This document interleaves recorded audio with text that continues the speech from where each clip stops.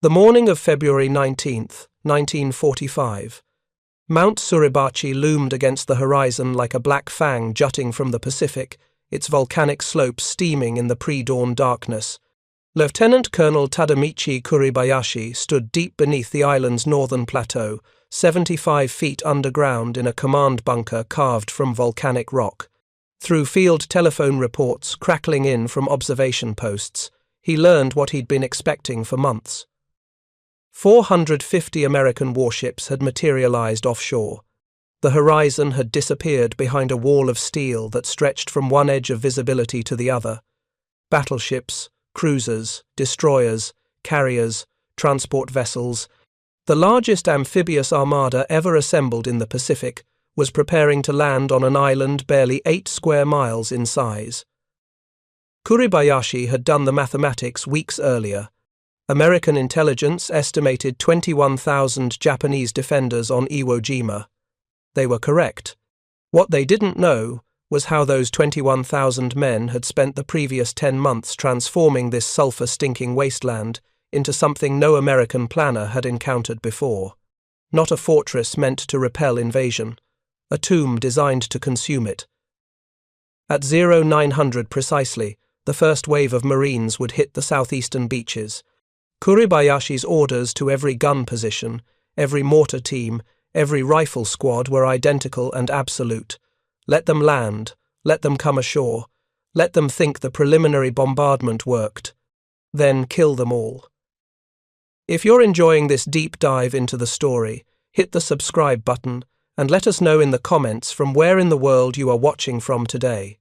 The Japanese plan for Iwo Jima represented a complete philosophical reversal of everything the Imperial Army had practiced throughout the Pacific War. At Tarawa in 1943, Japanese defenders met Marines at the waterline with suicidal fury, trying to annihilate the invasion before it gained a foothold. Result: over 4,700 Japanese dead in 4 days, the island lost anyway. At Peleliu in September 1944, similar tactics. Marines suffered horrible casualties but still secured the island within weeks. Kuribayashi had studied these battles obsessively after Prime Minister Hideki Tojo personally selected him in May 1944 to defend Iwo Jima to the death. The general understood something his predecessors had refused to accept. Japan couldn't win battles anymore. American industrial power, naval superiority, and air dominance made victory impossible. But defeat could be expensive or cheap, quick or agonizingly slow. Kuribayashi intended to make Iwo Jima so expensive in American blood that the cost of invading Japan's home islands would seem unthinkable. His strategy abandoned the beach entirely. No mass of troops waiting at the shoreline to be obliterated by naval gunfire. No banzai charges, throwing away lives for theatrical defiance. Instead, Kuribayashi pulled his forces inland and down, deep underground into a defensive network so elaborate it resembled a subterranean city more than a military position. Mining engineers arrived from Japan in June 1944 with blueprints for tunnel systems at multiple levels, designed for ventilation in the sulfurous volcanic environment and configured so that even direct hits on entrances wouldn't collapse interior chambers. The men worked primarily at night to avoid American aerial surveillance. Iwo Jima's volcanic stone was soft enough to carve with hand tools, which turned into advantage and curse simultaneously. Easy to dig, easy to inhale the toxic dust that filled the tunnels with every pickaxe strike. By February 1945, 11 miles of tunnels connected defensive positions across the island. Not just simple caves, command centers, barracks, ammunition depots, hospitals, all buried beneath layers of krist, a rock. Some chambers could hold 300 men. Others were intimate pillboxes for 3-man machine gun teams with multiple exits, ensuring no position could be trapped. Artillery pieces were mounted in caves with steel doors that opened for firing, then closed again before American counter-battery fire could respond. The positions were mutually supporting in a way that transformed the entire island into one interconnected killing field. You couldn't destroy a Japanese defensive position by hitting it directly. You had to find it first, which was nearly impossible because gun positions were camouflaged so perfectly they were invisible until they opened fire. Then you had to assault it while under fire from 3 other positions you also couldn't see. And even if you somehow managed to clear one bunker, the Japanese would disappear into tunnels and reappear 50 yards away in a different fortification, ready to fight again. Mount Suribachi at the island's southern tip received special attention. The 550-foot volcanic cone was honeycombed with defensive positions extending 7 levels deep. Artillery observers at the summit could direct fire across the entire landing beach. Mortars and machine guns covered every approach.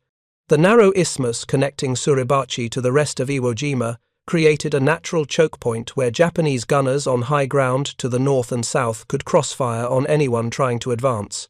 The northern plateau where Kuribayashi established his headquarters presented even more formidable terrain. Hill 382, Turkey Knob, the amphitheatre. These weren't just elevated positions.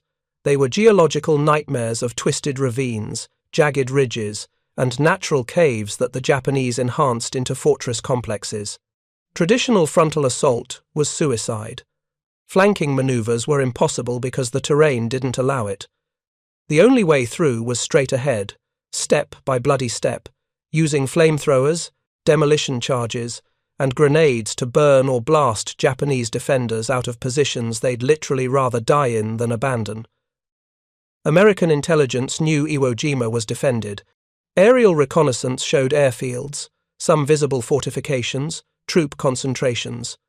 What they didn't grasp was the scale of underground construction.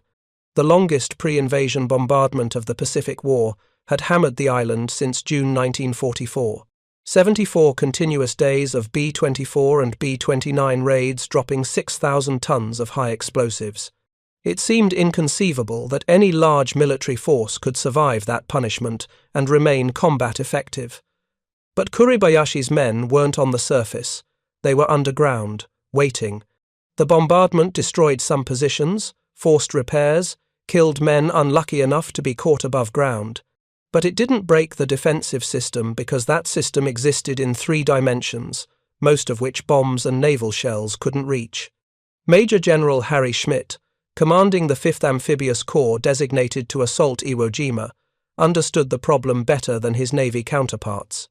Schmidt requested 10 days of intensive naval bombardment immediately before the landing. 10 days of battleship and cruiser guns systematically destroying every visible fortification, every suspected gun position, every square yard of terrain where Japanese defenders might hide. The Navy refused. Rear Admiral William Blandy, commanding the Amphibious Support Force, argued that expending that much ammunition would leave his ships unable to replenish before the invasion. Schmidt reduced his request to 9 days. Refused again. 4 days. Blandy agreed to 3 days of bombardment, and even that got curtailed by weather. Only 13.5 hours of effective firing time occurred between February 16th and 18th. The Marines were livid. This wasn't theoretical disagreement about tactics. This was their lives being traded for naval ammunition conservation. Lieutenant General Holland Smith, the overall commander of expeditionary troops, would later write bitter condemnations of the Navy's decision, arguing that inadequate preliminary bombardment cost Marine lives throughout the entire Pacific campaign. But the decision was made. 3 days of shelling would have to suffice. On the evening of February 18th, the transport ships carrying 84,000 Marines and support personnel arrived in the waters off Iwo Jima's eastern coast. Men checked weapons for the 100th time, wrote final letters home, tried to sleep in compartments where the air tasted like diesel fuel and fear. Some had been through this before: Guadalcanal, Tarawa, Saipan, Peleliu. Those veterans knew exactly what tomorrow morning would bring. Others were replacements, fresh-faced 19-year-olds who'd trained stateside and were about to discover that no training could prepare them for industrial-scale violence.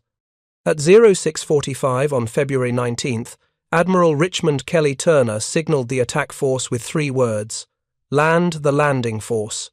The 4th and 5th Marine Divisions began loading into landing craft. The operation moved with choreographed precision developed through years of amphibious warfare experience. First wave, 400 amphibious tractors carrying assault infantry. These LVTs could swim to shore and climb the beach terraces, theoretically allowing troops to advance inland immediately without exposing themselves on the waterline. Following waves, more infantry, support weapons, tanks, artillery, engineers, medical personnel, ammunition, supplies, everything needed to not just land but sustain combat operations once ashore. The logistics were staggering. Approximately 30,000 men would hit the beach in the initial assault, with tens of thousands more in follow-on waves throughout the day. At 08:05, naval guns ceased fire. Carrier aircraft screamed in, 72 fighters and bombers spraying the beaches with rockets, napalm, and machine gun fire. The smoke and dust created artificial fog that obscured Suribachi and turned the landing zones into smudged grey suggestions of terrain. At 08:25, the planes pulled away. Warships resumed bombardment, concentrating on the landing beaches and immediate flanks. Destroyers positioned themselves in the boat lanes to provide close fire support, so near shore that Japanese coastal guns could theoretically engage them. At 08:30, the first wave formed up at the line of departure 4,000 yards offshore. 68 LVTs spread across a 2-mile front, engines churning white wakes in the Pacific swell. Behind them, 5 more waves of amphibious vehicles followed in parade formation, each wave separated by precise intervals designed to put men ashore in steady rhythm without bunching up into target-rich masses. Inside the vehicles, Marines hunched shoulder to shoulder in combat gear, rifles held between knees, trying to hear shouted orders over engine noise and the ongoing naval bombardment. Some prayed. Some joked with forced casualness. Most just focused on breathing, on not thinking too hard about what the next few hours might bring. At 08:57, 3 minutes ahead of schedule, naval gunfire shifted inland. The rolling barrage moved 500 yards beyond the beaches, blasting a corridor through Japanese defensive belts to give the assault waves a corridor of suppression. Simultaneously, planes returned for final strafing runs, attacking the beach flanks in tight, coordinated patterns. At 0900 exactly, the first LVTs ground their tracks onto Iwo Jima's black volcanic sand. For the first few minutes, resistance seemed incredibly light, scattered rifle fire, the occasional mortar round exploding in shallow water or on the beach terraces. Men scrambled out of their tractors and began advancing, inland, struggling through loose volcanic ash that gave way underfoot, like trying to run through coffee grounds. Some vehicles bogged down immediately, their tracks spinning uselessly. Others found passages through the 15-foot terrace immediately behind the beach and pushed forward.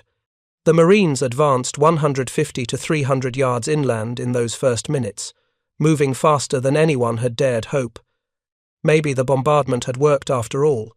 Maybe the Japanese were stunned, disorganized, unable to coordinate defense. Maybe at 0920, Kuribayashi gave the order. Every gun on Iwo Jima opened fire simultaneously. Artillery shells, mortar rounds, rockets, machine gun tracers erupted from positions the Marines hadn't even known existed. The beach zones transformed into killing fields where every square foot became target space. Pre-sighted Japanese guns didn't need to aim. They'd spent months measuring exact ranges, plotting fire coordinates for every yard of beach. Kuribayashi's gunners simply fired into predetermined grid squares, knowing American bodies occupied those coordinates. The first wave that had pushed inland suddenly found themselves cut off, surrounded by fire from 3 sides, unable to retreat to the beach, and unable to advance through coordinated defensive belts. Follow-on waves landing behind them became pinned on the beach itself, huddling behind wrecked vehicles, dead Marines, any cover they could find while artillery walked across their positions with methodical precision. The volcanic ash terrain that had seemed merely difficult now revealed itself as tactical nightmare. Wheeled vehicles sank to their axles, tanks threw tracks trying to climb the terraces. Landing craft broached in the heavy surf, spilling men and equipment into waist-deep water where machine gun fire from Suribachi caught them completely exposed. The beach quickly became a junkyard of destroyed LVTs, burning supply dumps, abandoned equipment, and wounded men waiting for evacuation that wouldn't come for hours because no boats could get back to shore through the artillery fire. The Marines adapted the only way they could. They attacked. Squads identified Japanese firing positions and moved against them using fire and maneuver tactics drilled into muscle memory through endless training. Flamethrower teams crawled forward to burn out machine gun nests. Demolition men placed satchel charges against pillbox firing ports. Rifle companies bypassed strong points they couldn't reduce and pushed inland anyway, accepting casualties, trusting that follow-on units would clear the positions they'd passed. The noise alone exceeded human comprehension. Naval shells screaming overhead to strike Japanese positions inland. Japanese artillery rounds exploding on the beach. Machine gun fire from both sides. Wounded men screaming. Officers shouting orders that couldn't be heard past 10 yards. Radio operators trying to coordinate movement while Japanese mortar teams targeted anyone standing upright long enough to identify them as a high-value individual. By noon, the initial waves had carved out a beachhead roughly 4,000 yards long and 700 to 1,100 yards deep, varying by location. They'd secured the narrow waist of Iwo Jima, cutting off Mount Suribachi from the rest of the island. They'd reached the southern edge of Airfield No. 1. They'd put 30,000 men ashore despite conditions that should have stopped the landing completely. They'd also suffered over 2,400 casualties on the first day. Killed, wounded, or missing. That's almost one casualty for every 12 Marines who landed, and the fighting hadn't even begun in earnest yet. This was just the beach. The Japanese defensive positions waiting inland were more elaborate, more heavily fortified, and manned by troops who'd spent 10 months preparing to die in place rather than retreat one step. The plan called for securing Iwo Jima in 5 days. Optimistic estimates based on the island's small size and assumptions about Japanese capability after months of bombing. But Kuribayashi hadn't designed a defense meant to win. He'd designed a defense meant to bleed the Americans so severely that every subsequent island, every step closer to Japan's home islands, would seem increasingly unacceptable in cost. The Marines digging fighting holes on Iwo Jima's black volcanic sand that first night understood the arithmetic perfectly. 21,000 Japanese defenders waiting in positions that couldn't be seen until they opened fire. If those defenders followed Kuribayashi's orders to kill 10 Americans each before dying themselves, the numbers became 210,000 casualties. Obviously impossible. But even if they managed to kill 3 Americans each, that was 63,000 casualties, the entire landing force. The battle for Iwo Jima had 35 more days to run, and every single one would be worse than D-Day. If you find this story engaging, please take a moment to subscribe and enable notifications. It helps us continue producing in-depth content like this. The 5th Marine Division's 28th Regiment received what sounded like a simple assignment on D-Day. Isolate Mount Suribachi. Cut it off from Japanese reinforcements coming from the north, then reduce it systematically. Colonel Harry Liversedge, commanding the 28th, looked at aerial photographs showing Suribachi's 550 feet of volcanic rock and understood this wouldn't be simple at all. 2,000 Japanese defenders occupied positions inside the mountain. Not on it, inside it. 7 levels of tunnels and chambers carved into the volcanic cone, connected by passageways that allowed troops to move between firing positions without ever exposing themselves to American observation. Artillery observers at the summit could direct fire across the entire southern half of Iwo Jima.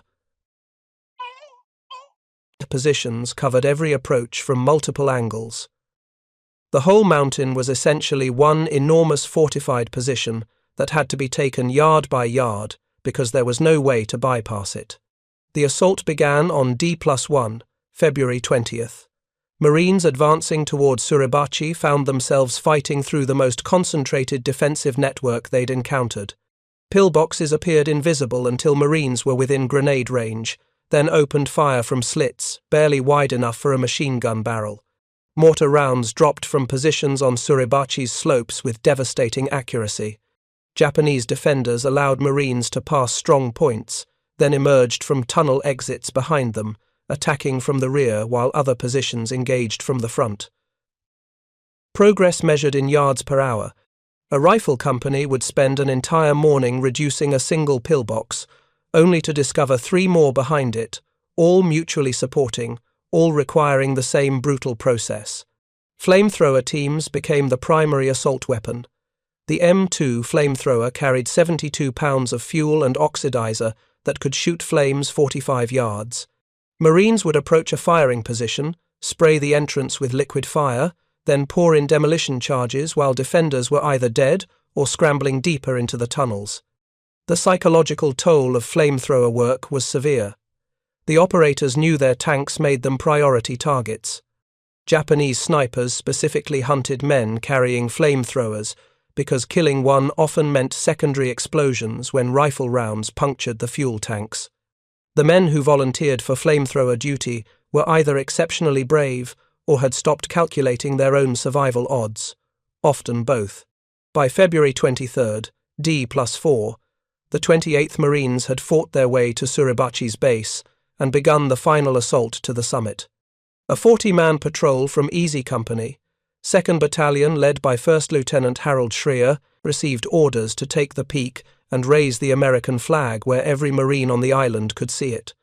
They started climbing at 0800, expecting ambush at every turn in the trail. The Japanese defenders fought from positions that seemed impossible to attack. Caves halfway up the volcanic slope with clear fields of fire down at anyone climbing. Rifle pits carved into crevices where single soldiers could hold off entire squads. The patrol used grenades, satchel charges, and small arms fire to clear each position, moving methodically because rushing meant dying. At 10:20, the patrol reached Suribachi's crater rim. A Japanese soldier lunged from a cave entrance. Marines shot him. They found a length of pipe, probably used for Japanese water systems, and attached a small American flag that one Marine had carried ashore specifically for this moment. At 10:30, they raised it. The flag went up, and across Iwo Jima's southern beaches, Marines saw it and cheered. Ships offshore blew their horns. After 4 days of fighting that had seemed endless, the flag represented tangible progress. Suribachi had fallen.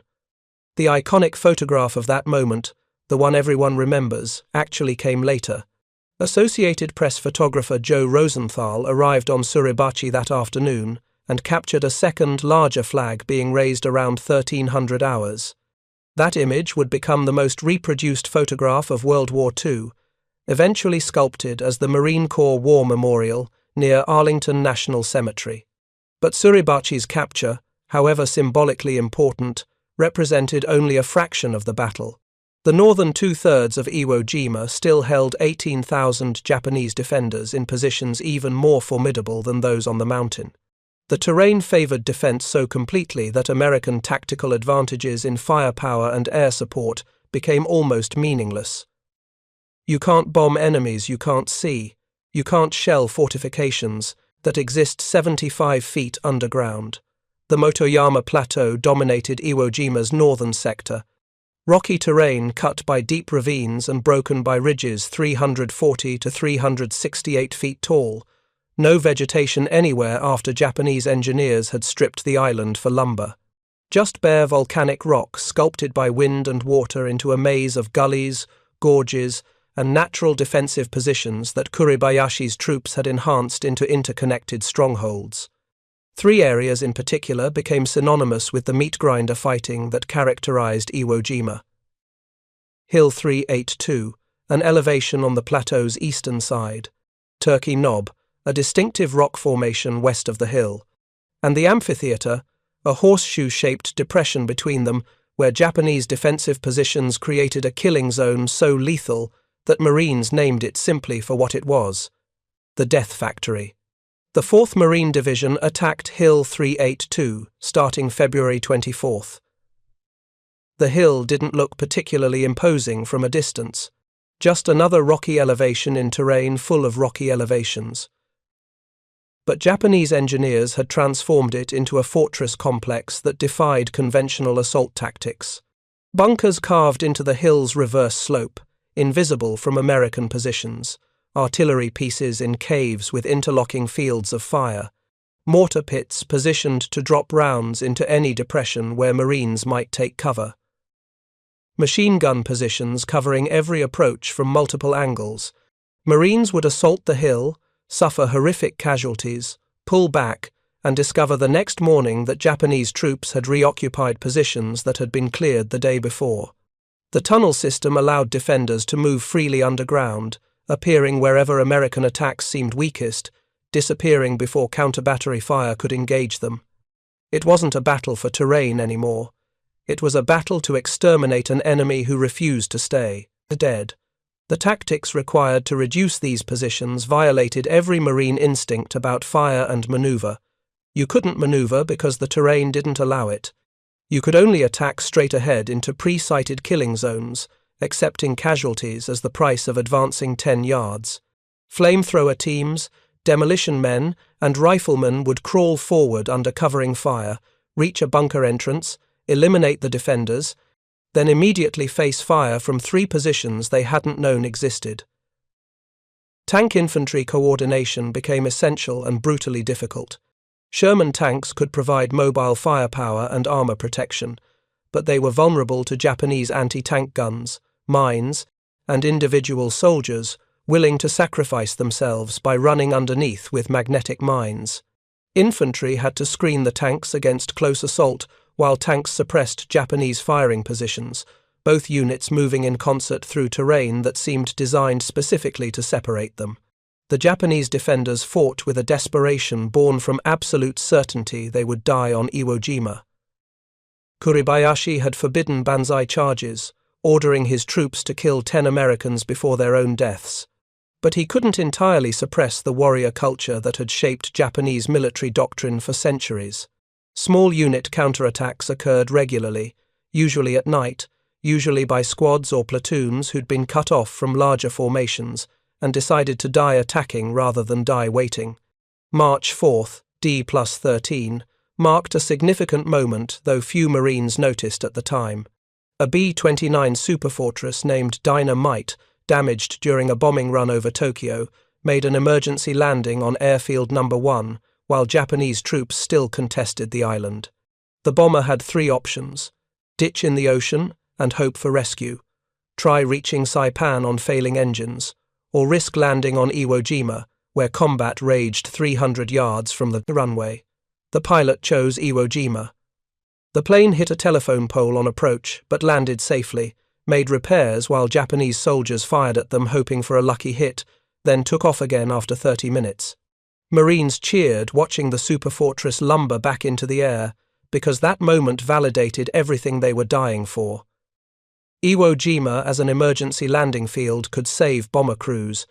The strategic justification for this meat grinder suddenly became tangible, real, worth the cost. By early March, the 3 Marine divisions engaged on Iwo Jima had been fighting for 2 weeks straight. No rotation, no relief, no rest periods. You fought until you were killed, wounded badly enough for evacuation, or went insane from the strain.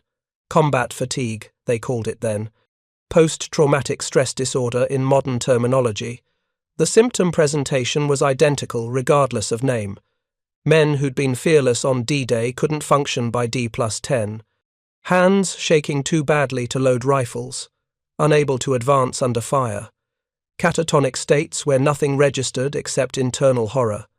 The medical battalions tried treating combat fatigue near the front lines, giving men sedatives and 72 hours rest before returning them to their units. It worked for some. Others required evacuation to hospital ships, where the nightmares followed them anyway. The worst cases, men who'd simply shattered psychologically beyond any capacity for military function, got sent stateside, where they'd spend years trying to reconcile what they'd experienced with the impossibility of explaining it to anyone who hadn't been there. March 9th, D+18, the 3rd Marine Division reached Iwo Jima's northeastern beach, cutting the Japanese defensive zone in 2.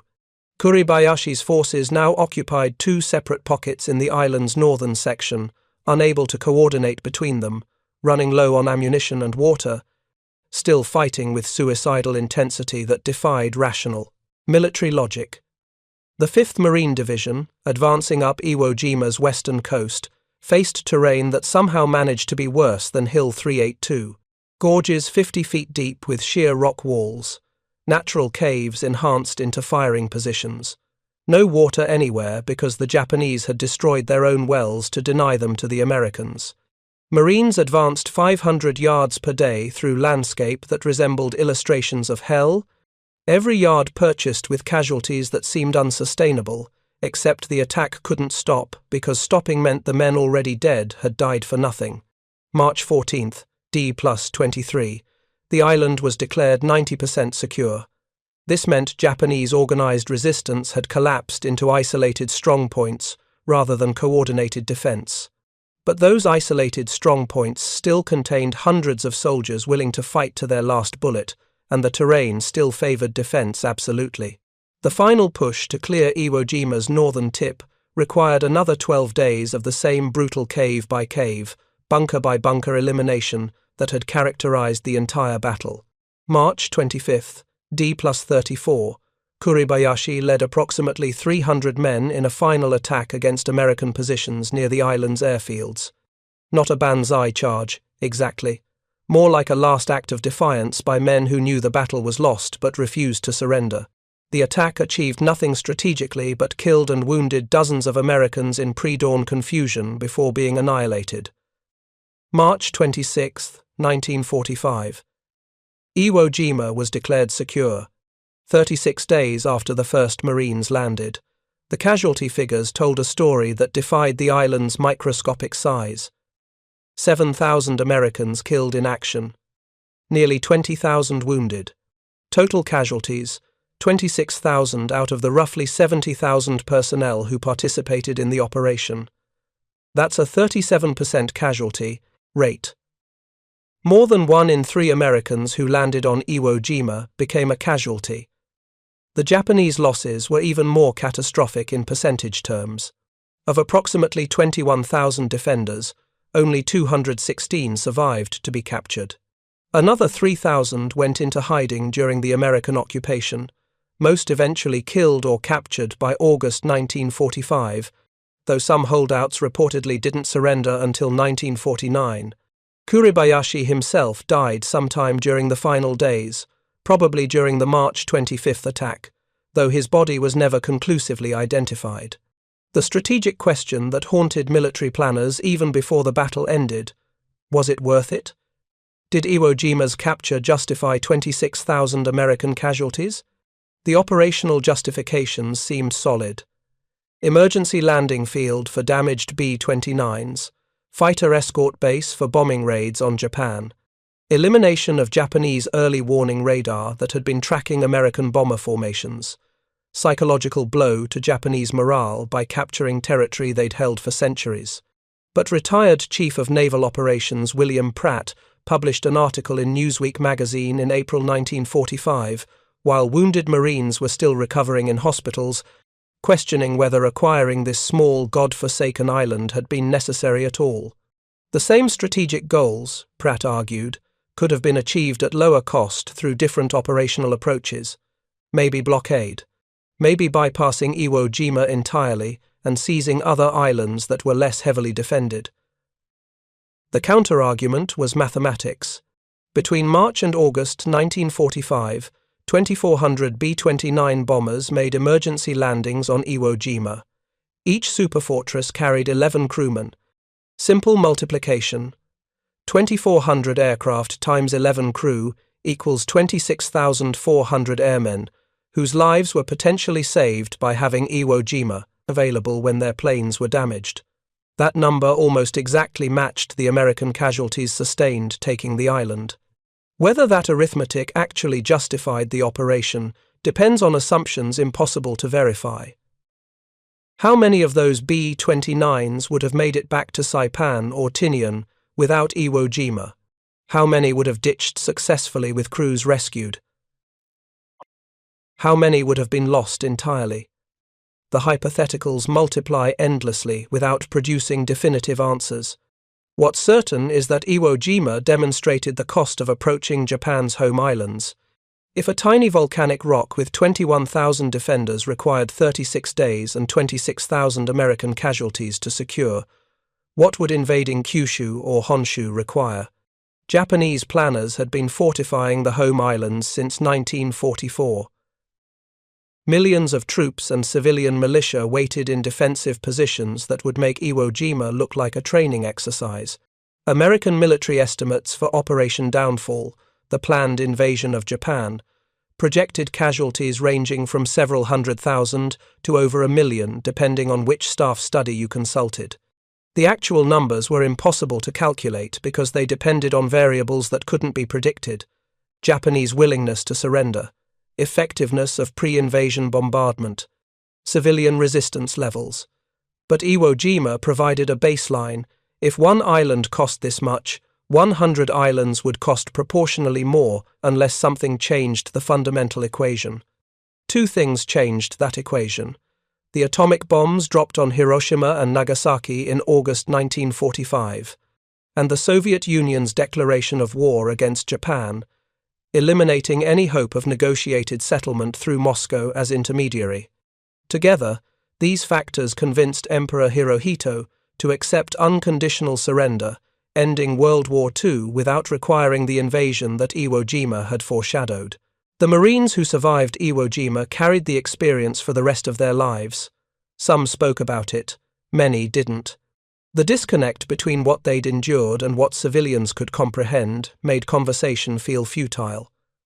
How do you explain to someone who'd never experienced combat that volcanic ash smells like sulfur and blood, that human bodies make specific sounds when hit by machine gun fire, that you can't sleep for decades because closing your eyes brings back the faces of friends who died next to you? Admiral Chester Nimitz, Commander-in-Chief of the Pacific Fleet, visited Iwo Jima in March 1945 while fighting still raged. He surveyed the landscape, talked with Marines, observed the tactical situation, then composed a statement that became the battle's unofficial epitaph. Among the Americans who served on Iwo Island, uncommon valor was a common virtue. 27 Medals of Honor were awarded for actions on Iwo Jima, the most for any single battle in American military history. The medals recognized specific acts of heroism, individual Marines who'd performed beyond any reasonable expectation of human capability. But Nimitz's statement captured a broader truth. Extraordinary courage had been so widespread, so routine, so expected that it had ceased being extraordinary. It was simply what you did to survive, what your friends did, what the dead had done before dying. The flag raising on Mount Suribachi became one of World War II's defining images. Joe Rosenthal's photograph appeared on the cover of newspapers worldwide, was reproduced on war bonds posters, eventually became the Marine Corps War Memorial. 3 of the 6 Marines in that photograph were killed in action days after the flag raising. The 3 who survived came home to discover they'd become symbols of something larger than themselves. Heroes representing the entire Marine Corps, icons of American determination. They struggled with that role. John Bradley, one of the survivors, rarely spoke about Iwo Jima. When asked about being a hero, he consistently deflected the label, saying the real heroes were the men who didn't come home. Ira Hayes, another survivor and Pima Native American, battled alcoholism and depression for years after the war, haunted by survivor's guilt that no amount of public recognition could alleviate. René Gagnon, the 3rd survivor, spent decades grappling with the disconnect between his celebrated status as a flag raiser and the ordinary person he knew himself to be. The legacy of Iwo Jima extended far beyond the individuals who fought there. The battle influenced American military doctrine for amphibious operations, particularly regarding the necessity of adequate preliminary bombardment. The inter-service tension between Navy and Marine Corps over fire support became a case study in the critical importance of coordinated planning between different branches. Future operations gave greater weight to ground commanders' assessment of what they'd need to accomplish their missions. The battle also influenced Japanese defensive strategy. Kuribayashi's approach, abandoning the beaches to fight from prepared positions inland, proved devastatingly effective. When American forces assaulted Okinawa in April 1945, they encountered similar tactics refined further. Japanese commanders had studied Iwo Jima's lessons and applied them on a larger scale. The result was another bloodbath that reinforced American planners' conviction that invading Japan's home islands would be catastrophic. Iwo Jima returned to Japanese control in 1968 as part of the broader return of the Bonin Islands. The island today is occupied by Japan Self-Defense Force personnel and remains largely closed to civilians. The airfields that cost so much blood to capture are still active, used for military operations and occasionally emergency landings by commercial aircraft. The tunnels and fortifications that Kuribayashi's engineers carved still exist, slowly collapsing as volcanic rock weathers, but still present enough that exploration remains dangerous. Every year on February 19th, the anniversary of the invasion, memorial ceremonies occur. Japanese officials honor their dead. American veterans and descendants visit if they're able. The Reunion of Honor, a gathering that brings together both sides' veterans, has provided opportunities for former enemies to meet as old men and acknowledge the shared experience of surviving horror that few others can understand. The question that the title implies, whether Japanese officers were stunned by 70,000 Marines landing in 2 hours, requires clarification of the actual numbers. The initial assault put approximately 30,000 men ashore on D-Day, not 70,000. The total American force commitment throughout the battle reached about 70,000 personnel, but that included ship crews, support units, and troops landed over the course of several days, not in a single massive wave. Japanese officers weren't stunned by the landing itself, they'd expected it. Kuribayashi had been preparing for exactly this scenario for 10 months. What may have created psychological impact was the sheer scale of American material superiority. 450 ships offshore, unlimited ammunition. Naval gunfire so heavy it physically altered the island's topography. Air superiority so complete that not a single Japanese aircraft contested the landing. Industrial capacity so overwhelming that losses Americans considered devastating could be replaced within weeks. Kuribayashi understood before the first Marine stepped ashore that Japan couldn't win. The Empire's strategic position had become untenable by late 1944, but understanding inevitable defeat and accepting it are different things. His orders were to defend Iwo Jima to the death, making the cost of conquest as high as possible. He succeeded absolutely. 26,000 American casualties for 8 square miles of volcanic rock. That's more than 3,200 casualties per square mile, more than 5 casualties per yard of terrain. Whether that achievement served any strategic purpose for Japan is debatable. The casualties inflicted on American forces didn't alter the war's outcome. Japan surrendered anyway. The defense didn't delay American operations significantly. Okinawa was invaded on schedule. Bomber raids on Japanese cities continued escalating. The Pacific War's endgame proceeded exactly as it would have regardless of how many Americans died on Iwo Jima. But Kuribayashi wasn't fighting for strategic advantage. He was fighting because his emperor commanded it, because his samurai heritage demanded it, because the alternative was surrendering without resistance. The defensive masterpiece he created killed thousands of Americans and 20,000 of his own men, while accomplishing nothing except demonstrating that Bushido warrior culture, when combined with excellent defensive terrain and modern military engineering, could exact horrific costs even in obviously lost causes. The Marines who fought on Iwo Jima understood they were part of something historically significant while it was happening. The scale of violence, the intensity of combat, the duration of sustained fighting all exceeded anything they'd experienced in previous island campaigns. They knew this battle would be studied, analyzed, remembered. They also knew thousands of them would die in the process of creating that historical record. Final casualty statistics for the battle reveal the human cost with brutal clarity. American forces, 6,821 killed in action, 19,217 wounded. Japanese forces, approximately 20,800 killed. Total casualties exceeding 46,000 people fighting over 8 square miles of essentially worthless terrain, whose strategic value became obsolete within months when atomic weapons rendered conventional invasion of Japan unnecessary. Thank you for watching. For more detailed historical breakdowns, check out the other videos on your screen now and don't forget to subscribe.